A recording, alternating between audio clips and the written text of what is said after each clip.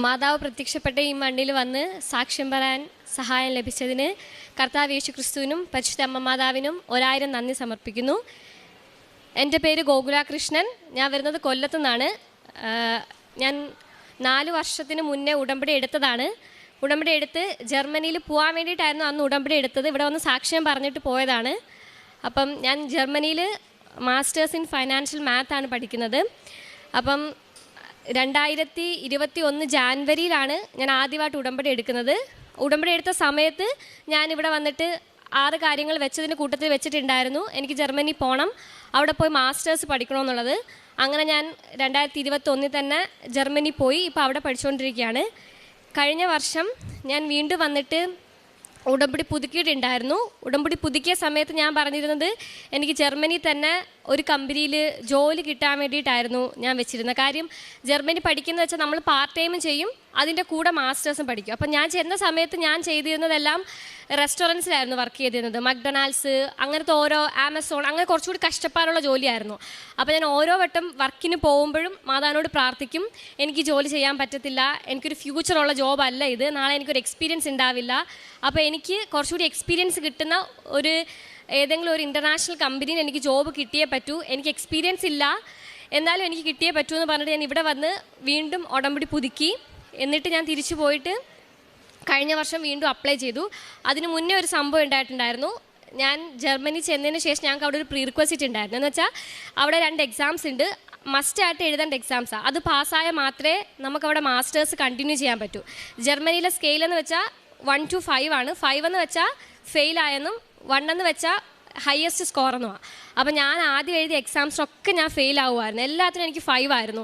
എപ്പോഴും പരീക്ഷയ്ക്ക് എഴുതിയ തോക്കുമായിരുന്നു. എപ്പോഴും എക്സാം എഴുതുന്നു, കരച്ചിൽ. എനിക്ക് ജർമ്മനി പറ്റത്തില്ല, എനിക്ക് തിരിച്ചു പോകണം, ആ ഒരു കണ്ടീഷനായിരുന്നു. ആ ഒരു ഇടയ്ക്ക് ഇവിടെ വന്നു പ്രാർത്ഥിച്ച് ഉടമ്പടി എടുത്തെങ്കിലും ജർമ്മനി ചെന്ന് കഴിഞ്ഞിട്ട് ഭയങ്കര ഉഴപ്പായിരുന്നു. പിന്നെ ഞാൻ ഉടമ്പടി നോക്കത്തില്ലായിരുന്നു. ഫ്രണ്ട്സ് ഭയങ്കര ചില്ലിങ്, ഭയങ്കര വൈബ്, ആ ഒരു രീതിയിലായിരുന്നു. എന്നിട്ട് ഞാൻ വീണ്ടും ഉടമ്പടി 2ാമത് പുതുക്കിയിട്ട് എക്സാംസ് എഴുതാൻ പോയി. പിന്നെ എഴുതിയ എക്സാംസിനൊക്കെ ഭയങ്കര ടോപ്പായിരുന്നു.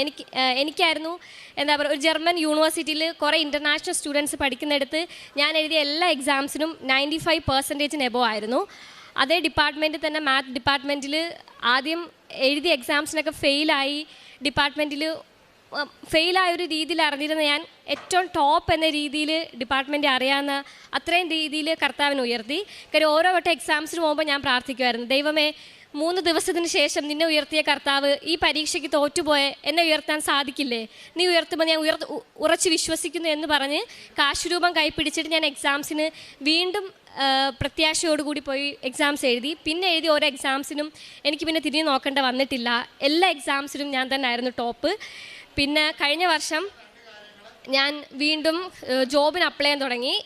ജോബിനൊക്കെ റിജക്ഷൻ ആയിരുന്നു. കാര്യം ജർമ്മൻ ലാംഗ്വേജ് എനിക്കറിയില്ല, ഞാൻ പഠിക്കുന്നത് ഇംഗ്ലീഷിലാണ്, പ്രൊഫസേഴ്സ് എല്ലാം ഇംഗ്ലീഷിലാണ് സംസാരിക്കുന്നത്. അതുകൊണ്ട് ഞാൻ ജർമ്മൻ ലാംഗ്വേജ് കൂടുതൽ കോൺസെൻട്രേറ്റ് ചെയ്തിട്ടേ ഇല്ല, ഇംഗ്ലീഷ് മാത്രമേ എനിക്ക് അറിയുള്ളൂ. അപ്പം ഒരു ജർമ്മൻ കൺട്രി ആയതുകൊണ്ട് അവിടുത്തെ ലാംഗ്വേജ് അറിയാത്തതുകൊണ്ട് എനിക്ക് ജോബ് കിട്ടുന്നില്ലായിരുന്നു. ഞാൻ പിന്നെ ഓരോ ആപ്ലിക്കേഷൻസിലും ഉപ്പിട്ട് പ്രാർത്ഥിച്ച് മാതാവിൻ്റെ എണ്ണ കുരിശ് വരച്ച് അങ്ങനെ ഓരോ ജോബിനും അപ്ലൈ ചെയ്യാൻ തുടങ്ങി. അപ്പോൾ എന്നോട് ഫ്രണ്ട്സ് പറയുമായിരുന്നു, നിനക്ക് പെട്ടെന്ന് കിട്ടില്ല, മിനിമം ഒരു 6 months എങ്കിലും വേണം നമുക്കൊരു ഇൻറ്റേൺഷിപ്പോ ജോബോ ജർമ്മനിയിലൊക്കെ കിട്ടാൻ. ഞാൻ പറഞ്ഞു, എനിക്ക് എന്തിനാണ് 6 മാസത്തിൻ്റെ ആവശ്യം? കർത്താവ് യേശുക്രിസ്തു ഞാൻ വിശ്വസിക്കുന്നുണ്ടെങ്കിൽ കർത്താവ് എന്തുകൊണ്ട് എനിക്ക് 6 മാസം നീട്ടിത്തരണം? 1 മാസം കൊണ്ട് അല്ലെങ്കിൽ 2 മാസം കൊണ്ട് എന്തുകൊണ്ട് എനിക്ക് ജോബ് തന്നൂടാ? ആ ഒരു വിശ്വാസത്തിലും ആ ഒരു പ്രാർത്ഥനയിൽ ഞാൻ മാതാവിനോട് പറഞ്ഞു, 6 മാസമൊന്നും എനിക്ക് കാത്തിരിക്കാൻ പറ്റത്തില്ല. ഇപ്പം തന്നെ 1.5 കൊല്ലം കഴിഞ്ഞു, എനിക്ക് എന്താണെങ്കിലും 1 മാസത്തിനുള്ളിൽ ജോബ് കിട്ടിയേ പറ്റൂ എന്ന വിശ്വാസത്തോടു കൂടി ഉപവാസം എടുത്ത് ഞാൻ വീണ്ടും പ്രാർത്ഥിച്ചു. അങ്ങനെ ഒരു കമ്പനിയിൽ ഇപ്പം ഞാൻ ജോയിൻ ചെയ്തിട്ട് 8 months ആയി. റിമോട്ടായിട്ട് എനിക്ക് ഒരു ഇൻ്റർനാഷണൽ കമ്പനിയിൽ ഫൈനാൻസ് ഡിപ്പാർട്ട്മെൻറ്റിൽ ഫൈനാൻസ് അനലിസ്റ്റായിട്ട് ജോബ് കിട്ടി. അങ്ങനെ ജോബ് കിട്ടിക്കഴിഞ്ഞപ്പോൾ തന്നെ ഞാൻ മാതാവിനോട് ഓരോ വട്ടം ജോസഫ് അച്ഛൻ്റെ പ്രാർത്ഥന എല്ലാ ചൊവ്വാഴ്ച കേൾക്കുമ്പോഴും എനിക്ക് ഭയങ്കര ആഗ്രഹമായിരുന്നു ഇവിടെ വന്നിട്ട് അഖണ്ഡ ജപമാലയെ കൂടണം എന്നുള്ളത്. പക്ഷേ കഴിഞ്ഞ മാസം എനിക്ക് 7-ാം തീയതി ആയിരുന്നു എൻ്റെ തീസിസിൻ്റെ ഫൈനൽ സബ്മിഷൻ. പക്ഷേ കുറച്ച് ടഫായിട്ട് ടോപ്പിക്കായിരുന്നു. ഞാൻ പഠിച്ചത് മാത്സ് ആണെങ്കിലും ഞാൻ വർക്ക് ചെയ്ത് കുറച്ചുകൂടി ആർട്ടിഫിഷ്യൽ ഇൻ്റലിജൻസിൻ്റെ ഫീൽഡായിരുന്നു, ഈ ഇമേജ് സൂപ്പർ റെസൊല്യൂഷൻ. അപ്പോൾ എനിക്ക് ഭയങ്കര ഡിഫിക്കൽട്ടായിരുന്നു ആ ഒരു ടാസ്ക്. കോഡിങ്ങും അത്ര എനിക്കറിയില്ല, പൈത്തണും കുറച്ചുകൂടി ബാക്കിലോട്ടാണ്. അതുകൊണ്ട് അവർ തന്ന ഡെഡ് ലൈനിൽ എനിക്ക് സബ്മിറ്റ് ചെയ്യാൻ പറ്റിയില്ല. അതുകൊണ്ട് 7th എനിക്ക് സബ്മിറ്റ് ചെയ്യാൻ പറ്റില്ല. അവർ വീണ്ടും എക്സ്റ്റെൻഡ് ചെയ്ത് 21st വെച്ചു. അപ്പോൾ എനിക്ക് മനസ്സിലായി 21 സബ്മിറ്റ് ചെയ്തിട്ട് എന്തായാലും 25 തീയതിയിലുള്ള അഖണ്ഡ ജപമാലയ്ക്ക് എനിക്ക് വരാൻ പറ്റില്ല. അപ്പോൾ ഞാൻ മാതാവിനോട് പ്രാർത്ഥിച്ചു. കാര്യം നമ്മൾ ഫോറിന് നാട്ടിലേക്ക് വരുമ്പോൾ നമ്മുടെ ആഗ്രഹം നാട്ടിൽ വന്ന് കുറേ ഫുഡ് കഴിക്കണം, കുറേ ഫ്രണ്ട്സിനെ കാണണം, നമ്മൾ ഏറ്റവും കൂടുതൽ മിസ് ചെയ്യുന്നത് അതായിരിക്കും. അപ്പോൾ ഞാൻ മാതാവിനോട് പ്രാർത്ഥിച്ചു, നാട്ടിൽ വന്നിട്ട് എനിക്ക് ഇഷ്ടപ്പെട്ട ആഹാരം കഴിക്കാൻ പറ്റിയില്ലെങ്കിലും എനിക്കിഷ്ടപ്പെട്ട എൻ്റെ ഫ്രണ്ട്സിനെ പോയി കാണാൻ പറ്റിയില്ലെങ്കിലും മാതാവേ, നിൻ്റെ അഖണ്ഡ ജപമാലയ്ക്ക് എനിക്ക് പങ്കെടുക്കാൻ സാധിക്കണമേ, ആ ഒരു കരുണ നീ എന്നോട് കാണിക്കണമേ, നിൻ്റെ കാരുണ്യത്തിൽ മാത്രമാണ് ഞാൻ ജീവിക്കുന്ന ഒരു പ്രാർത്ഥന ഞാൻ വെച്ചിട്ടുണ്ടായിരുന്നു. 21 തീയതിയിലായിരുന്നു എൻ്റെ ഫൈനൽ സബ്മിഷൻ. പക്ഷെ ഒരു 15 തീയതി ആയപ്പോഴത്തേക്ക് ഞാൻ സബ്മിറ്റ് ചെയ്തു. പക്ഷേ ടിക്കറ്റ് എടുക്കാൻ എനിക്ക് ഭയങ്കര കൺഫ്യൂസ്ഡ് ആയിരുന്നു. കാര്യം എനിക്ക് വരണമെന്നുണ്ടെങ്കിലും ദൈവത്തിൻ്റെ ഹിതമാണോ, ദൈവഹിതമാണോ, ദൈവ പദ്ധതിയാണോ എന്ന് എനിക്ക് ഉറപ്പില്ലായിരുന്നു. അപ്പം ഞാൻ കുറച്ച് ടഫായ രീതി മാതാവിനോട് പറഞ്ഞു, എങ്ങനെ പോയാലും ടിക്കറ്റിന് ഒരു 19,000 രൂപ അങ്ങോട്ടും ഇങ്ങോട്ടും ആവും, പക്ഷേ ഞാനൊരു 30,000 രൂപയ്ക്ക് താഴെ ടിക്കറ്റ് കിട്ടിയാൽ മാത്രമേ വരുള്ളൂ. അങ്ങനെ വരുവാണെങ്കിൽ ഞാൻ വിശ്വസിക്കും മാതാവിൻ്റെ ഹിതമാണ് ഞാൻ വരണമെന്നുള്ളത്. അങ്ങനെ ഞാൻ ടിക്കറ്റ് നോക്കുമ്പോൾ ഒന്നും റേറ്റ് കുറവില്ലായിരുന്നു. ഞാൻ വിചാരിച്ചു ഓക്കെ എങ്കിൽ പിന്നെ പോണ്ടാന്ന്. പക്ഷേ പെട്ടെന്നൊരു ദിവസം ടിക്കറ്റ് റേറ്റ് കുറഞ്ഞു. ഞാൻ പെട്ടെന്ന് ടിക്കറ്റ് എടുത്തു. എൻ്റെ കൂടെ എൻ്റെ അനിയത്തിയും അവിടെ ജർമ്മനിയിൽ നഴ്സിങ്ങിന് പഠിക്കുകയാണ്. അവളും നേഴ്സായിട്ട് വർക്ക് ചെയ്യാണ്. അവളും ഇവിടുന്ന് ഉടമ്പടി എടുത്തിട്ട് ജർമ്മനിയിൽ നേഴ്സായിട്ട് വർക്ക് ചെയ്യാൻ വന്ന ആളാണ്. അപ്പോഴത്തേക്ക് അവളും ഞാനും കൂടി പെട്ടെന്ന് ഇങ്ങോട്ട് വന്നു. 25 തീയതി രാത്രി ഞങ്ങൾ അഖണ്ഡ ജപമാലയ്ക്ക് വരാൻ വേണ്ടി എല്ലാം തയ്യാറായി കിടന്നു. പിറ്റേ ദിവസം എണീറ്റപ്പോൾ എൻ്റെ അനിയത്തിക്ക് ഭയങ്കര വയ്യാഴ്മയായിരുന്നു. അവൾക്ക് ജപമാലയിൽ അറ്റൻഡ് ചെയ്യാൻ പറ്റിയില്ല. പക്ഷേ എനിക്ക് വരാൻ പറ്റി. രാവിലെ ഞാനിവിടെ എത്തി, അഖണ്ഡ ജപമാലയ്ക്ക് പോയി. അപ്പോൾ ഞാൻ നോക്കിയപ്പോൾ കുറേ ആൻറ്റിമാരും കുറേ ചേച്ചിമാരും ഒക്കെ ഭയങ്കര സ്പീഡിൽ അങ്ങ് ഓടിപ്പോകും. അപ്പോൾ എൻ്റെ വിചാരം ജപമാലയ്ക്ക് ഇങ്ങനെ നമ്മൾ ഫസ്റ്റ് ഓടി പോകണം. എനിക്ക് കറക്റ്റ് അറിയില്ല. അപ്പോൾ ഞാൻ ആദ്യത്തെ ഒരു മണിക്കൂർ ജോസഫ് അച്ഛനൊക്കെ മുന്നിൽ കാണുമെങ്കിൽ പിന്നെ അവിടെ പോയി മാതാവിന് തൊട്ടുമുത്താം എന്ന് വെച്ച് സ്പീഡിൽ നടന്ന് പോവാം. കുറേ കഴിഞ്ഞപ്പോൾ എനിക്ക് മനസ്സിലായി ഇത്രയും സ്പീഡ് നടന്നിട്ട് കാര്യമില്ല, എത്തിപ്പെടത്തില്ല. എനിക്ക് തന്നെ ഭയങ്കര ഗിൽറ്റ് തോന്നി. ഞാൻ മാതാവിൻ്റെ അടുത്ത് അഖണ്ഡ ജപമാലയ്ക്ക് വന്നിട്ട് ആത്മാർത്ഥമായിട്ട് ഒരു കൊന്ത പോലും ചൊല്ലാതെ ഞാനിങ്ങനെ പരേഡിന് പോകുന്ന പോലെ ഇത്രയും സ്പീഡിൽ പോകുന്ന എന്തിനാന്നുള്ളൊരു വിഷമം തോന്നിയിട്ട് പിന്നെ ഞാൻ ആരുടെയും കൂടെ ഓടാൻ നിന്നില്ല. ഞാൻ പിന്നെ പതിയെ ജപമാല എത്തിച്ച് പതിയെ ഓരോ ജപമാലയും മാതാവിനോട് ആത്മാർത്ഥമായി എത്തിച്ചിട്ട് ഭയങ്കര ചൂടായിരുന്നു. അപ്പോൾ ഞാൻ മാതാവിനോട് പറയുന്നുണ്ട്, മാതാവ് ഇത് ഭയങ്കര ചൂടാണ്, പക്ഷെ കുഴപ്പമില്ല, എൻ്റെ പൂർവികരായ ശുദ്ധീകരാത്മാക്കൾക്ക് വേണ്ടി ഞാൻ സമർപ്പിച്ചുകൊള്ളുകയാണ്, അവർക്ക് നീ മോചനം നൽകണമേ, ഈ ചൂടും ഈ കഷ്ടപ്പാട് ഞാൻ സഹിച്ചോളാം. അങ്ങനെ ജപമാല എത്തിച്ച് മാതാവിൻ്റെ അടുത്തെത്തി. തിരിച്ചു പോകാൻ സമയത്ത് ബസ്സൊന്നും കിട്ടിയില്ല.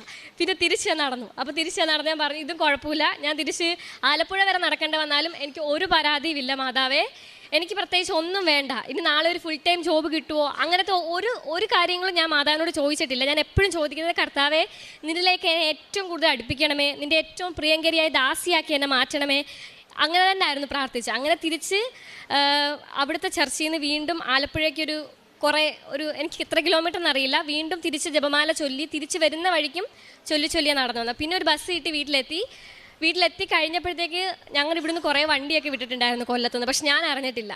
അവരൊക്കെ എന്നോട് പറഞ്ഞിട്ടുണ്ടായിരുന്നു അവരൊക്കെ രാത്രി 9 മണിക്കാണ് ബ്ലോക്കായിട്ട് എത്തിയത്. അപ്പോൾ ഞാൻ ആലോചിച്ച് തിരിച്ച് നടന്നിട്ടാണെങ്കിലും ഞാൻ വീട്ടിലൊരു 4 മണി 5 മണിയൊക്കെ ആയപ്പോഴത്തേക്ക് എത്തി. അപ്പോൾ ഞാൻ മാതാവിനോട് പറഞ്ഞു കുഴപ്പമില്ല, എൻ്റെ പദ്ധതിയല്ല കർത്താവെ, നിൻ്റെ പദ്ധതി നടപ്പാക്കട്ടെ എന്ന്. അപ്പോൾ എനിക്ക് ഏറ്റവും കൂടുതൽ പറയാനുള്ളത് എൻ്റെ വിദ്യാഭ്യാസത്തിൻ്റെ മേഖലയിൽ കർത്താവ് തന്ന വലിയ അനുഗ്രഹങ്ങളും അതുപോലെ തന്നെ ആത്മീയമായി എത്രത്തോളം എനിക്ക് വളരാൻ സാധിച്ചു എന്നുള്ള കാര്യമാണ്. ഇന്ന് ഞാനിപ്പോൾ വീണ്ടും വന്നിട്ട് ഉടമ്പടി പുതുക്കിയപ്പോൾ എനിക്ക് 6 കാര്യങ്ങൾ എഴുതണം. പക്ഷേ എനിക്ക് എഴുതാനൊന്നുമില്ല. കാര്യം തന്ന കർത്താവിന് വയറ് നിറയ്ക്കാൻ അറിയാം. ഞാൻ എന്താണ് ചോദിക്കേണ്ടത്, എന്താണ് ഞാൻ എഴുതേണ്ടതെന്ന് എനിക്ക് അറിയത്തില്ല. കാര്യം എനിക്കറിയാം നാളെ എനിക്കൊരു ജോബോ അല്ലെങ്കിൽ അത് കഴിഞ്ഞ് എന്താണോ എനിക്ക് വേണ്ടതെന്നുള്ളത് കർത്താവിന് വലിയൊരു പദ്ധതി എൻ്റെ മേളിലുണ്ട്. ഞാൻ ഭയങ്കരമായിട്ട് പ്ലാൻ ചെയ്ത് ഇത് പഠിക്കണം, ഇത് ചെയ്യണം എന്നൊക്കെ ചെയ്ത് വെക്കും. പക്ഷെ ദൈവം അതിലും മേളിലുള്ള വലിയ വലിയ കാര്യങ്ങളായിരിക്കും എനിക്ക് വേണ്ടി ചെയ്യുന്നത്. അതുകൊണ്ട് എനിക്ക് 6 കാര്യങ്ങൾ എന്ത് എഴുതുന്നു ഭയങ്കര കൺഫ്യൂഷൻ. ഞാൻ പിന്നെ ഒരു 3-4 കാര്യം എന്നെ വിശുദ്ധീകരിക്കണമേ, എന്നെ കർത്താവിലേക്ക് കൂടുതൽ അടുപ്പിക്കണമേ, അങ്ങനത്തെ കുറച്ച് കാര്യങ്ങൾ എഴുതിയത്. അതുപോലെ ജർമ്മനി നിൽക്കുമ്പം ഭയങ്കര ടെംപ്റ്റേഷൻസാണ്. കാര്യം നമ്മൾ ഒറ്റയ്ക്കാണ് താമസിക്കുന്നത്, നമ്മുടെ കൂടെ ഫാമിലി ഒന്നുമില്ല. അപ്പം ഞാൻ കൂടുതലും കർത്താവിനോട് പറയും, കർത്താവ് ഇതെൻ്റെ കൊച്ചു പ്രായമാണ്, എനിക്ക് 10-25 വയസ്സേ ഉള്ളൂ. അപ്പം എനിക്കിപ്പം വേറെ ഒരു കാര്യത്തിലേക്കും കോൺസെൻട്രേറ്റ് ചെയ്യാതെ കൂടുതലും കർത്താവിലേക്ക് അടുക്കാൻ വേണ്ടി എൻ്റെ ഈ ഒരു യൂത്ത് തയ്ത്തായിട്ട് ഞാൻ കർത്താവിന് സമർപ്പിച്ചുകൊള്ളുവാണ്. കർത്താവ് എനിക്ക് വേറെ ഒന്നും വേണ്ട, നിന്നെ എനിക്ക് പൂർണ്ണമായിട്ടും സ്വന്തമാക്കാൻ എനിക്ക് സാധിക്കണം എന്ന് ഞാൻ കർത്താവിനോട് പറഞ്ഞ് എന്നെ തന്നെ പൂർണ്ണമായി സമർപ്പിച്ച് ഓരോ ദിവസവും കർത്താവിന് സമർപ്പിച്ചുകൊണ്ട് പ്രാർത്ഥിച്ച് ജീവിക്കാൻ എനിക്ക് സാധിക്കാറുണ്ട്. പിന്നെ ജർമ്മനിയിൽ ഞങ്ങൾ എല്ലാ ഞായറാഴ്ചയും ഹോളി മാസിന് കൂടാറുണ്ട്. അപ്പം അവിടെയുള്ള ക്രിസ്ത്യൻസ് എപ്പോഴും എന്നോട് പറയും, നീ ഹിന്ദുവാണ്, നിൻ്റെ ഈ വിശ്വാസവും നിൻ്റെ ഈ പ്രാർത്ഥന കാണുമ്പം അവർക്ക് തന്നെ അത്ഭുതം തോന്നും, അവരൊന്നും കർത്താവിന് വേണ്ടി ചെയ്യുന്നില്ലല്ലോ. അങ്ങനെയൊക്കെ അവർ പറയുമ്പം എനിക്ക് ഭയങ്കര സന്തോഷം തോന്നും. ഒന്നുമില്ലെങ്കിലും കർത്താവ് എന്നെ തിരഞ്ഞെടുത്തല്ലോ, അതിലെനിക്ക് ഭയങ്കര സന്തോഷമുണ്ട്. പിന്നെ കഴിഞ്ഞ മാസം ഞാൻ വന്നിട്ട് ഓരോ വീടുകളിലും കൊണ്ട് പത്രം കൊടുത്തു. കൂടുതലും ഹിന്ദുസിൻ്റെ വീട്ടിലാണ് കൊണ്ടു കൊടുത്തത്. എൻ്റെ ഇൻറ്റൻഷൻ ഇത്രയേ ഉണ്ടായിരുന്നുള്ളൂ, ഏകദൈവമായ സത്യക്രിസ്തുവിനെ അവരും അറിയണം, അവരും അതിൽ വിശ്വസിക്കണം, അവരും രക്ഷ പ്രാപിക്കണം എന്നൊരു ആഗ്രഹത്തോടു കൂടി ഓരോ വീട്ടിലും കൊണ്ട് ഞാൻ പത്രം കൊടുത്ത് പ്രാർത്ഥിച്ചു. പിന്നെ കാരുണ്യ പ്രവൃത്തിയായിട്ട് ചെയ്യുന്നത്, എനിക്ക് എല്ലാ മാസവും കിട്ടുന്ന സാലറിയുടെ 10% ഞാൻ എപ്പോഴും മാറ്റി വയ്ക്കാറുണ്ട്. ഒരു 10,000 രൂപ അടുപ്പിച്ച് എല്ലാ മാസവും ഞാൻ കാരുണ്യ പ്രവൃത്തിക്കായിട്ട് മാറ്റി വയ്ക്കാറുണ്ട്. ചില മാസങ്ങൾ ചിലപ്പം ഹോളി മാസമായിരിക്കും ചെയ്യുക. ഒരു ഹോളി മാസം 250 രൂപ അങ്ങനെ കണ്ട. അപ്പം ഒരാഴ്ച 2 ഹോളി മാസം വെച്ച് ചിലപ്പം ഒരു വർഷത്തെ മുഴുവൻ ചെയ്യും. അല്ലെങ്കിൽ പൈസ മാറ്റി വെച്ചിട്ട് നാട്ടിൽ വരുമ്പം ഈ പാവപ്പെട്ട കുറേ ആൾക്കാരെ നമ്മൾ കാണുമല്ലോ, അവർക്ക് എപ്പോഴും പൈസയായിട്ട് കൊടുക്കും. ഞങ്ങളുടെ അവിടെ തന്നെ ഒരു ചേച്ചി ഹസ്ബൻഡ് മരിച്ചുപോയി, വിധവയായി. അപ്പോൾ അങ്ങനെയുള്ളവർക്ക് കൂടുതലും പൈസയായിട്ടായിരിക്കും അങ്ങനെയാണ് കാരുണ്യ പ്രവർത്തികൾ കൂടുതൽ ചെയ്യാൻ പറ്റുന്നത്. പിന്നെ വേറൊരു സംഭവം, ഞാൻ മാതാവിനോട് എപ്പോഴും ചോദിക്കും, മാതാവേ, നിൻ്റെ സ്വന്തം പുത്രൻ ഇങ്ങനെ മരിച്ചു കിടന്നപ്പം നിനക്ക് കർത്താവിനോട് ഒരു പരാതി പോലും പറയാതെ ഇങ്ങനെ കർത്താവിനെ സ്നേഹിച്ചുകൊണ്ട് കർത്താവിൻ്റെ ദാസിയായിട്ട് നിനക്ക് എങ്ങനെ ഇങ്ങനെ നിൽക്കാൻ സാധിച്ചു? എനിക്കത് മനസ്സിലാവുന്നില്ല. എനിക്ക് ഭയങ്കര അത്ഭുതമായിട്ട് തോന്നുക. എനിക്കാണെങ്കിൽ ഒരിക്കലും അംഗീകരിക്കാൻ പറ്റത്തില്ല. എനിക്ക് പ്രിയപ്പെട്ട ആരെങ്കിലും എൻ്റെ മുന്നിൽ മരിച്ചു കിടക്കുമ്പം എന്നിട്ടും കർത്താവിലേക്ക് വിശ്വസിക്കാൻ എനിക്കൊരിക്കലും സാധിക്കത്തില്ല. അങ്ങനെ ഞാൻ മാതാവിനോട് ചോദിക്കുമായിരുന്നു, എങ്ങനെയാണ് മാതാവ് നിനക്ക് ഇത്രയും ശാന്തമായിരിക്കാൻ പറ്റുന്നതെന്ന്. ഞാൻ ജർമ്മനിയിൽ നിന്ന് തിരിച്ച് വീട്ടിൽ വന്നപ്പോഴത്തേക്ക് എൻ്റെ അച്ഛൻ കുടിച്ചിട്ട് ഭയങ്കര ഫിറ്റായിട്ട് നിൽക്കുന്നു. അത് കണ്ടപ്പോൾ ഞാനങ്ങ് തകർന്നു പോയി. അച്ഛന് ഞാൻ നാട്ടിൽ വന്ന് എന്നെ ഒന്ന് കാണണമെന്ന് പറഞ്ഞ് നിൽക്കേണ്ട അച്ഛൻ എങ്ങനെ തോന്നി കുടിച്ചിട്ടിങ്ങനെ? അച്ഛൻ ഭയങ്കര സ്നേഹമാണ്, പക്ഷേ എന്നാലും അച്ഛൻ കുടിച്ചിട്ട് വന്ന് നിന്നപ്പോൾ ഞാനങ്ങ് തകർന്നു പോയി. പക്ഷേ കഴിഞ്ഞ 2 ആഴ്ചകൾ ജോസഫ് അച്ഛൻ്റെ മോർണിംഗ് പ്രെയറിൽ ഡെയിലി ബ്രെഡിൽ ജോസഫ് അച്ഛൻ എപ്പോഴും പറയും, ആദ്യം നിങ്ങൾ ജോർദാനിലായിരിക്കും, പതിയെ നിങ്ങൾ മരുഭൂമിയിലേക്ക് എത്തും. ആ സമയത്ത് നിങ്ങൾ എന്തായിരിക്കും, കുറച്ചുകൂടി വീക്കാവും, പിന്നെ നിങ്ങൾ പരിശുദ്ധാത്മാവിനാൽ ശക്തി പ്രാപിക്കും. ശരിക്കും ആ ഒരു ലൈഫായിരുന്നു എനിക്ക്. എൻ്റെ അച്ഛൻ വീട്ടിലെ പ്രശ്നങ്ങളൊക്കെ വന്നപ്പം ഞാൻ ജർമ്മനി നാട്ടിൽ വന്നെങ്കിലും ഒരാഴ്ച 2 ആഴ്ചയോളം വീട്ടിൽ ഇരുന്ന് കരച്ചിൽ തന്നെയായിരുന്നു. കാര്യം അച്ഛൻ ഇങ്ങനെ ഇരിക്കുന്നു, അമ്മയ്ക്ക് തീരെ വയ്യ, അപ്പം ലീവിന് വന്നതല്ലേ, എന്നിട്ടും കർത്താവിനോട് ഒരു വാക്ക് പോലും പരാതി ഞാൻ പറഞ്ഞില്ല. കർത്താവ്, ഞാൻ ലീവിന് വന്നതല്ലയോ? അപ്പോഴാണ് എനിക്ക് ശരിക്കും മനസ്സിലായത് പരിശുദ്ധ അമ്മ മാതാവ് എത്രത്തോളം പരിശുദ്ധാത്മാവിനാൽ നിറഞ്ഞിട്ടുണ്ടായിരിക്കും എന്നുള്ളത്. അങ്ങനെ ഒത്തിരി കർത്താവിലേക്ക് പരിശുദ്ധാത്മാവിൽ നിറഞ്ഞ് ദൈവത്തിലേക്ക് അടുക്കാനുള്ള വലിയ കൃപ അമ്മ മാതാവിൻ്റെ ഉടമ്പടി വഴി എനിക്ക് കിട്ടി. അതുപോലെ ഏത് പരീക്ഷയ്ക്ക് പോയാലും എവിടെ പോയാലും എൻ്റെ ലാപ്ടോപ്പൊക്കെ ഫുൾ ഇങ്ങനെ എണ്ണ വെച്ച് ഇങ്ങനെ വരച്ചുകൊണ്ടിരിക്കും. എപ്പോഴും വിശ്വാസ പ്രമാണം ചൊല്ലി ഉപ്പിട്ടുകൊണ്ടിരിക്കും. എൻ്റെ അച്ഛൻ ഹിന്ദുവാണ്, അമ്മയും ഹിന്ദുവാണ്. അമ്മ വിശ്വാസിയാണ്, അമ്മ ഉടമ്പടി എടുത്തിട്ടുണ്ട്, പക്ഷെ അച്ഛൻ അത്ര വിശ്വാസിയല്ല. അപ്പം ഞാൻ പള്ളിയിൽ പോവുകയാണെങ്കിലും ഹോളി മാസിന് പോവുകയാണെങ്കിലും അച്ഛൻ എപ്പോഴും പറഞ്ഞു, നീ എന്തിനാണ് എപ്പോഴും പള്ളിയിൽ പോകുന്നത്, എല്ലാ ദൈവവും ഒരുപോലല്ലേ, അങ്ങനെയൊക്കെ അച്ഛൻ പറയും. അപ്പം ഞാൻ കർത്താവിനോട്, പക്ഷെ എനിക്ക് പരാതി പറയാൻ തോന്നിയില്ല.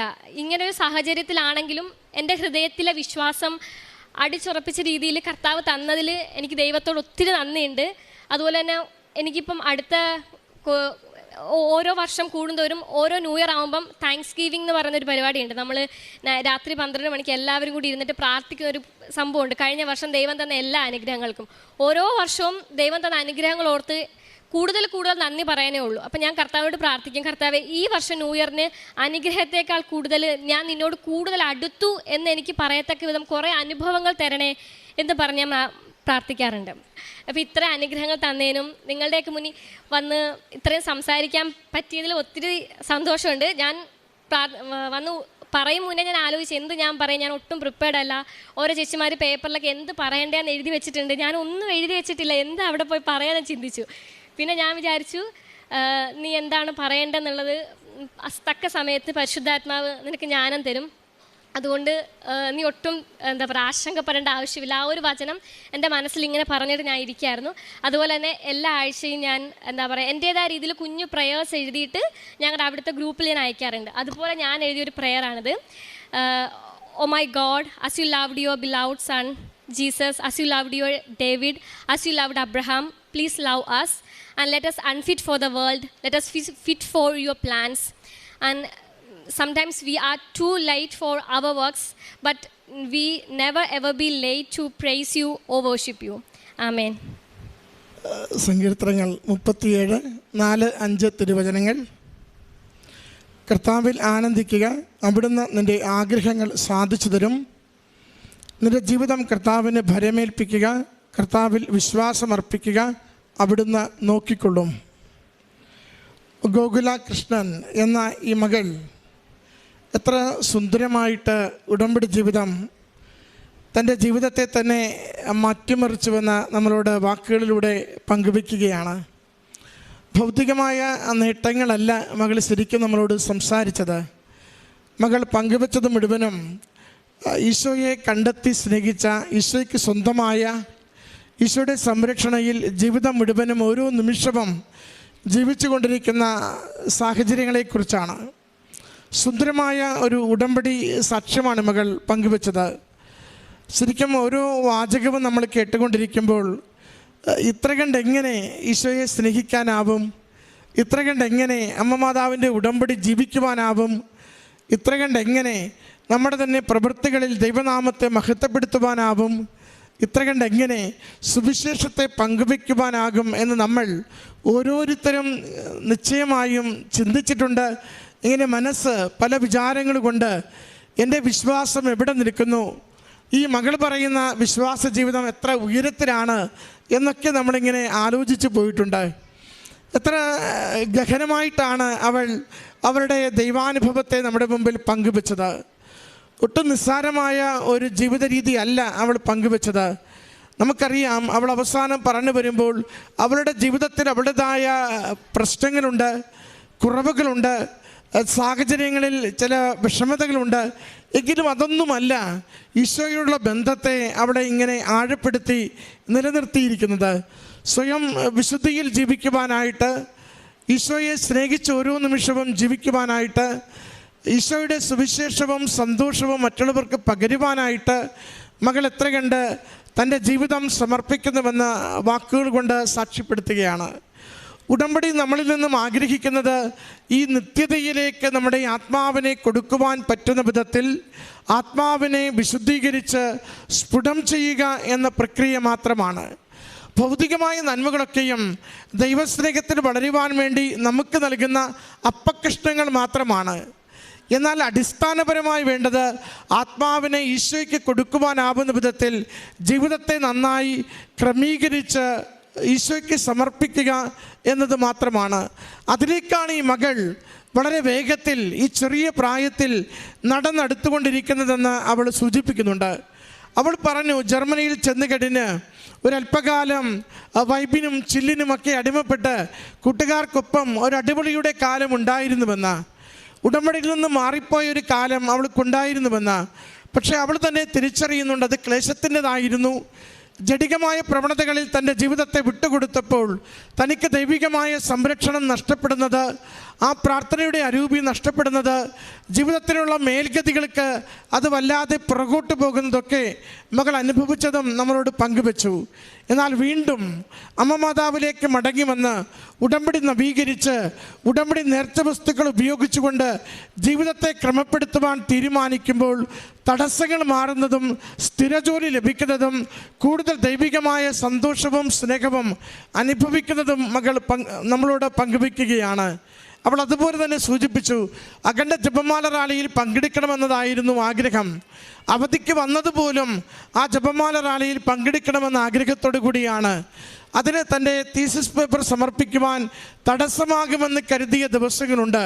21-ാം തീയതി അത് സമർപ്പിക്കേണ്ടിയിരിക്കുമ്പോൾ ബാക്കിയുള്ള കാര്യങ്ങളൊക്കെ ക്രമീകരിക്കുവാൻ പ്രയാസം വരുമെന്ന് കരുതുമ്പോൾ അമ്മ മാതാവ് അത് ഒരാഴ്ച മുൻപത്തേക്കാക്കി 15-ന് സമർപ്പിക്കുവാൻ സാഹചര്യമൊരുക്കുന്നു. വളരെ കുറഞ്ഞ നിരക്കിൽ ടിക്കറ്റ് എടുക്കുവാൻ അവസരമൊരുക്കുന്നു. ആ അഖണ്ഡ ജപമാല റാലിയിലേക്ക് മകളെ കൊണ്ടുവരുന്നു. ജപമാല റാലിയിൽ പങ്കെടുക്കുമ്പോഴുള്ള ഒരു അനുഭവം അവൾ നമ്മളോട് പങ്കുവയ്ക്കുന്നുണ്ട്. നമ്മൾ ജപമാല ചൊല്ലിയാണോ ആ ജപമാല റാലി മുഴുവനും പങ്കുചേർന്നത്? എന്നെ ശരിക്കും അത്ഭുതപ്പെടുത്തിയത് ശുദ്ധീകരണ സ്ഥലത്തിലെ ആത്മാക്കൾക്ക് വേണ്ടി ഞാൻ ജപമാല ചൊല്ലിക്കൊണ്ട് ഈ യാത്ര മുഴുവനും ചെയ്തു എന്നവൾ പറഞ്ഞപ്പോഴാണ്. ശരിക്കും അക്രൈസ്തവ മകൾക്ക് ശുദ്ധീകരണ സ്ഥലമെന്ന കാഴ്ചപ്പാടുകളൊക്കെ എത്തിച്ചേരാൻ തന്നെ എത്ര കണ്ട് ആത്മീയ വളർച്ച സ്വയം വരേണ്ടതുണ്ട്. അതെല്ലാം അവൾ ഓരോന്നും മനസ്സിലാക്കുന്നു. ഒരു മകൾക്കെടുത്ത സ്വാതന്ത്ര്യത്തോടെ ഈശോയോട്, അമ്മ മാതാവിനോട് ഇടപഴകുവാൻ, പെരുമാറുവാൻ, സംസാരിക്കുവാൻ, പ്രാർത്ഥിക്കുവാൻ മകൾക്ക് സാധിക്കുന്നുവെന്ന് വാക്കുകളിലൂടെ അവൾ നമ്മോട് പങ്കുവയ്ക്കുകയാണ്. അവൾ പറയുന്നുണ്ട്, ആദ്യം കുറേ പേരിങ്ങനെ ഒരു ഓട്ടപ്പന്തയം പോലെ ജപമാല റാലിയിൽ ഓടുന്നത് കണ്ടു. പിന്നീട് മനസ്സിലായി, ഓടിയത് കൊണ്ട് കാര്യമില്ല, പ്രാർത്ഥിച്ചില്ലെങ്കിൽ ഇത്ര ദൂരം ഞാൻ എത്തി, ഇത്ര കാലം ഞാൻ കാത്തിരുന്ന് അമ്മ നടക്കുന്ന വഴികളിലൂടെ ഈ ക്ലേശകരമായ തീർത്ഥാടനത്തിന് ത്യാഗപൂർവം ഞാൻ സഞ്ചരിക്കുമ്പോൾ എൻ്റെ മനസ്സിൽ നിന്ന് ദൈവവിചാരം വിട്ടുപോയാൽ, മറ്റു കാര്യങ്ങൾ എന്നെ സ്വാധീനിച്ചാൽ ഈ യാത്ര പോലും, തീർത്ഥാടനം പോലും പാഴായിപ്പോകുമെന്ന്. പിന്നെ ഞാൻ ആരെയും നോക്കിയില്ല, ശാന്തതയോടുകൂടി നിരന്തരം ജപമാല ചൊല്ലി എൻ്റെ അമ്മ മാതാവിനൊപ്പം ഞാൻ സഞ്ചരിക്കുകയാണ് ചെയ്തതെന്ന. പ്രിയമുള്ളവരെ, എത്ര സുന്ദരമായിരുന്നു ഈ മകരുടെ ഓരോ വാചകവും, എത്ര സുന്ദരമായിരുന്നു അവരുടെ ഓരോ ദൈവികമായ ബോധ്യങ്ങളും അനുഭവങ്ങളും, ആ ദൈവികമായ ഉറപ്പിലുള്ള അവരുടെ സംസാരവും. നമുക്കതിനു വേണ്ടിയാണ് പ്രാർത്ഥിക്കേണ്ടത്. അല്പം കൂടി ഈശോയെ അറിഞ്ഞ് സ്നേഹിക്കുവാനും, ഈശോയെ ഉള്ളിലേക്ക് സ്വീകരിച്ചുകൊണ്ട് ജീവിക്കുവാനും, ഭൗതിക നേട്ടങ്ങൾക്കപ്പുറം ആത്മാവിൻ്റെ തെളിമയുള്ള ജീവിതത്തിന് നമ്മളെ ബലപ്പെടുത്തുവാൻ വേണ്ടി അമ്മ മാതാവിനോട് പ്രാർത്ഥിക്കാം. മകൾക്ക് ലഭിച്ചിരിക്കുന്ന എല്ലാ ആത്മീയ ബോധ്യങ്ങൾക്കും ജീവിത നന്മകൾക്കും നന്ദി പറഞ്ഞുകൊണ്ട് കരങ്ങളടിച്ച് അമ്മ മാതാവിനും തിരുക്കുമാരനും ഈ സാക്ഷ്യം സമർപ്പിക്കാം.